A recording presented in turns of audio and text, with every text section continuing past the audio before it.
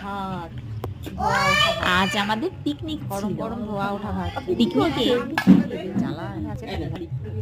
আজ আমাদের পিকনিক ছিল। প্রথমেই পড়ে গেল গরম গরম ভাত,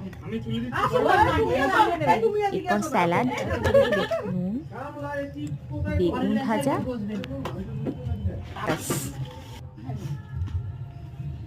তারপর ছিল সবজি ডাল। ভিডিও করছি আমি, ভিডিও। খাবারগুলো ছিল খুব টেস্টি।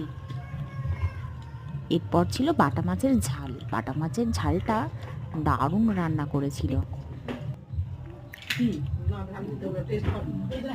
এরপর ছিল চিকেন। সবাই কেমন খাচ্ছে?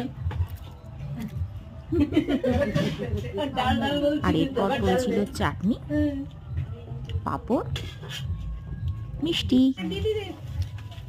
আজকের দিনটা খুব ভালোই কাটলো। ব্যাস। আজকে ছিল